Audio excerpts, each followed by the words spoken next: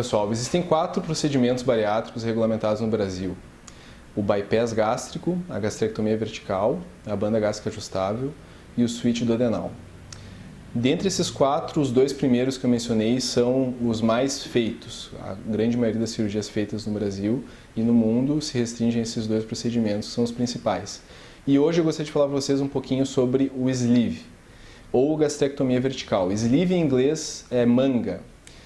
O que caracteriza esse procedimento em específico?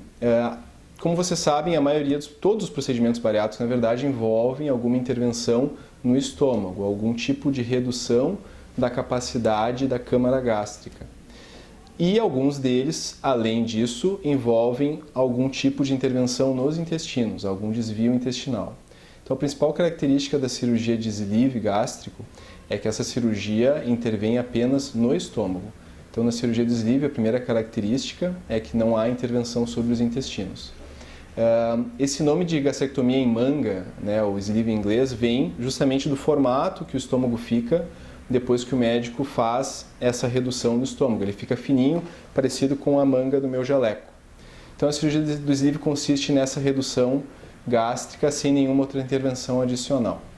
Então, isso fez com que a cirurgia, por ser teoricamente mais simples, ganhasse muita popularidade, vem ganhando nos últimos anos.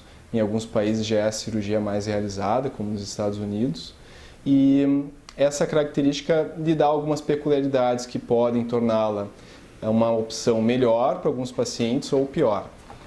Quais seriam essas principais indicações da cirurgia do sleeve? Quais seriam as principais diferenças em relação ao bypass, que ainda no Brasil é a cirurgia mais feita?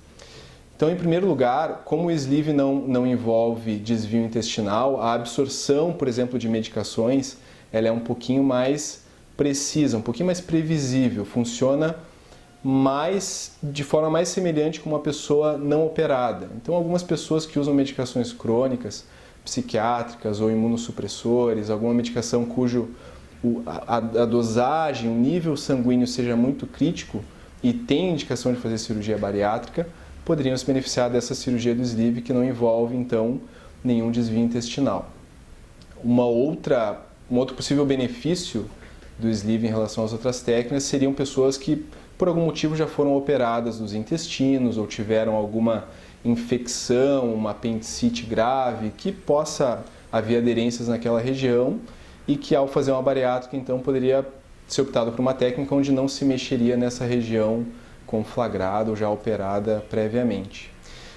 Então, grosseiramente, são as 2 situações onde o sleeve se torna uma opção muito boa, mas, por outro lado, existem algumas outras situações onde o sleeve poderia ser uma opção, não a primeira opção, certo? A principal delas, e isso é um tema bastante atual, é a doença do refluxo gastroesofágico. Existem muitas evidências já comprovando que a cirurgia de sleeve gástrico, ela pode agravar a doença do refluxo em pacientes que já a possuem, ou até mesmo gerar a doença do refluxo gastroesofágico em pacientes que não tinham esse problema antes. Então, faz parte da avaliação, da indicação da técnica, a pesquisa por sintomas dessa doença, a avaliação por endoscopia e a presença de alterações relacionadas a refluxo ou sintomas são levadas em conta na hora da escolha. Então, a cirurgia do sleeve é essa cirurgia onde se intervém só no estômago. Essa parte que é retirada, que é desconectada do estômago, ela sai do organismo, então é uma cirurgia que não é reversível. Essa é uma outra característica. E é uma excelente opção para algumas pessoas. Existe também um grande debate a respeito da perda de peso, se ela é equivalente à cirurgia de bypass ou não.